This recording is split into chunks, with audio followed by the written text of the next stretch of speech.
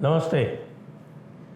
आजकल तेलंगाना में घमासान मचा हुआ है। घमासान किस बात पर मचा हुआ है? 17 सितंबर 1948 को हैदराबाद को भारत में विलय करवाया गया था, ज़ोर ज़बरदस्ती से। सरदार पटेल ने करवाया था, नेहरू जी तो नहीं चाहते थे, लेकिन गांधी जी होते तो वो बिल्कुल ही संभव नहीं हो पाता, क्योंकि वे तो फिर आप जानते हैं वो पाकिस्तान के नाम से तो कितने विचलित हो जाते थे।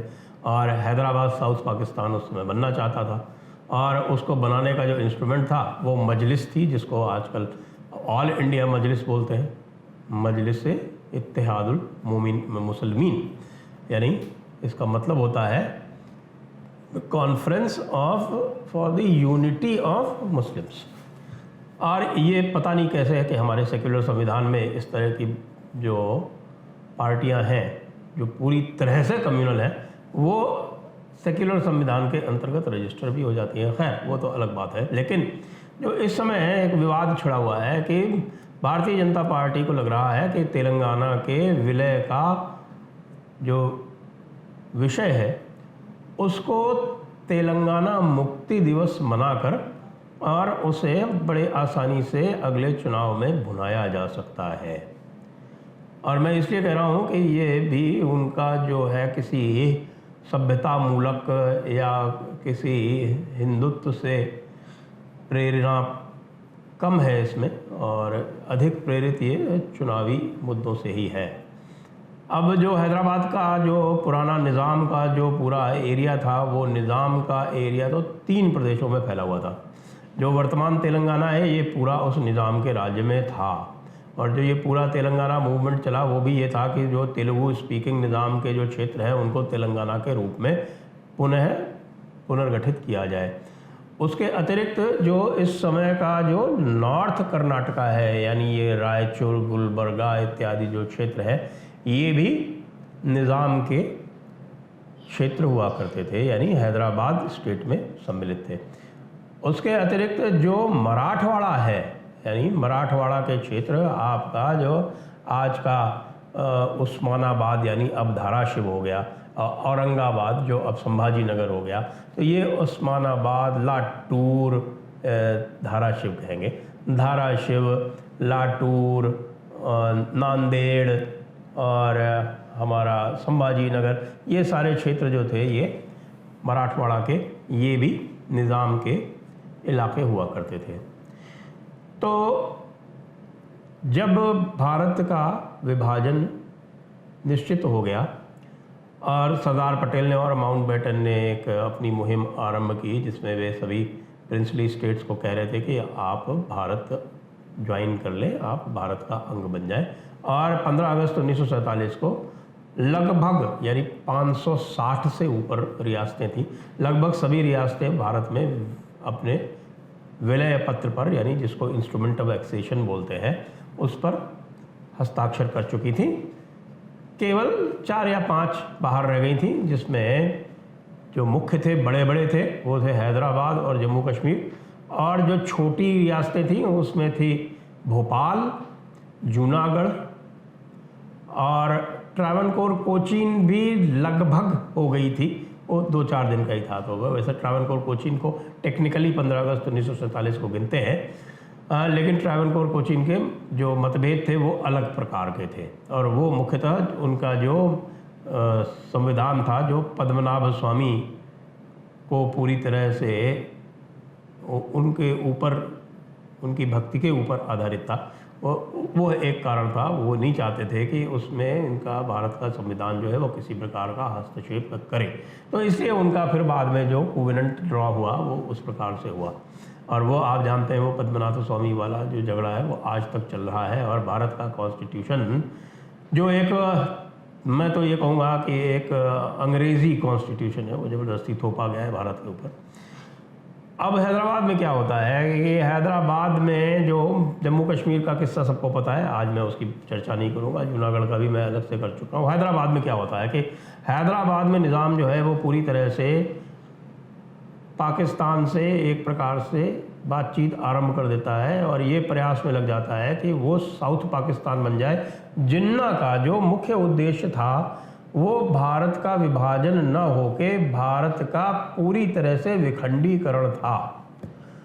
उसका ये मानना था कि यदि भारत पूरी तरह से विखंडित हो जाता है तो फिर जो मुस्लिम उम्मत है, यानी जो मुस्लिम राष्ट्र है जिसको वो राष्ट्र मानता था, वो मुस्लिम राष्ट्र फिर इन छोटी छोटी रियासतों को लड़के अपने कब्जे में कर लेगा। इसलिए वो भारत का पूर्ण रूपेण विखंडीकरण चाहता था और ये पूरी तरह इस्लाम के जो कॉन्सेप्ट्स हैं, जो इस्लाम की अवधारणाएं हैं, उस पर ही आधारित था। तो इसलिए उसने जूनागढ़ को, तो आपको पता है जूनागढ़ ने तो इंस्ट्रूमेंट ऑफ एक्सेशन पर हस्ताक्षर ही कर दिए थे। जूनागढ़ तो पाकिस्तान का पार्ट ही बन गया था और इमरान खान ने, आपको पता है, नया नक्शा यानी नया मानचित्र भी जारी कर दिया है जिसमें जूनागढ़ को वो पाकिस्तान का अंग बताते हैं। वो अलग बात है कि वो आप उसको दिवास्वप्न ही कह सकते हैं। लेकिन जहाँ तक हैदराबाद का प्रश्न है, यह स्थिति बिल्कुल विकट थी और बिल्कुल स्पष्ट थी और ऐसा लग रहा था कि न केवल हैदराबाद साउथ पाकिस्तान बन जाएगा, अपितु उसको करने के लिए ये जो MIM थी उस समय की, उसके जो रज़ाकार थे और कासिम रिजवी जो पहले नवाब साहब थे इसके, नवाब यार जंग, और उसके बाद में उनकी मृत्यु के पश्चात कासिम रिजवी इसके अध्यक्ष बने और कासिम रिजवी ने रज़ाकारों की फ़ौज इकट्ठा की। रज़ाकार आप जानते हैं कौन होते हैं? रज़ाकार उसी प्रकार के आतंकवादी होते हैं जिस प्रकार के आप आजकल देखते हैं और जो पाकिस्तान में पैदा करके भारत में भेजे जाते हैं। तो ये जो रज़ाकार थे ये आतंकी हैदराबाद की प्रिंसली स्टेट द्वारा प्रायोजित और पोषित थे और इन्होंने उस समय हैदराबाद राज्य में 15% मुस्लिम और 85% हिंदू हुआ करते थे। उन्होंने, आप जरा उनकी जरा देखिए, जरा दुस्साहस देखिए कि उन्होंने उस समय पर यह कार्य आरंभ कर दिया कि हम इसको पूरी तरह से इसका इस्लामीकरण कर देंगे और उसके लिए उन्होंने हिंदुओं के ऊपर घनघोर अत्याचार आरंभ कर दिए। यहाँ तक कि सरदार पटेल को ये कहना पड़ा कि यह एक नासूर, यह एक अल्सर है हमारे पेट में। और जिस प्रकार से वहाँ पर पूरी तरह से जो सामाजिक विद्वेष और जो धर्मांधता वहाँ से इस समय निकल रही है वो पूरे देश को प्रदूषित कर रही है। सरदार पटेल के इतना कहने के बाद भी, पहले तो गांधी जी के कारण और बाद में नेहरू जी के कारण ये संभव नहीं हो सका और जब नेहरू जी भारत से विदेश गए हुए थे उस समय सरदार पटेल के पास प्रधानमंत्री का दायित्व था, उस समय उन्होंने ये काम कर दिखाया। तो अब उस कार्य को, भारत में विलीनीकरण को तेलंगाना का या हैदराबाद का, जो हैदराबाद प्रिंसली स्टेट का है, उसकी मुक्ति मानते हैं और मुस्लिम शासन से, एक धर्मांध शासन से, एक बर्बर राजा से मुक्ति उसको माना जाता है। ये अलग बात है कि हमारे पूरे इतिहास में उसको छुपा दिया गया। रज़ाकारों के जो अत्याचार थे, उन्होंने लगभग 1 लाख हिंदुओं की हत्याएं की उस समय में, जिसके रिकॉर्ड उपस्थित हैं और जिसके बारे में हम चर्चा भी कर चुके हैं दी जयपुर डायलॉग्स पे। अब इस मुक्ति को एक उत्सव के रूप में मनाने का प्रस्ताव है और भारतीय जनता पार्टी ने हैदराबाद में इसके लिए परेड ग्राउंड पर 17 सितंबर को पूरी धूमधाम से इसको मनाने का एक आयोजन भी कर लिया है। आयोजन के साथ साथ उन्होंने तेलंगाना, कर्नाटका और महाराष्ट्र के मुख्यमंत्रियों को भी वहाँ पर आमंत्रित कर लिया है।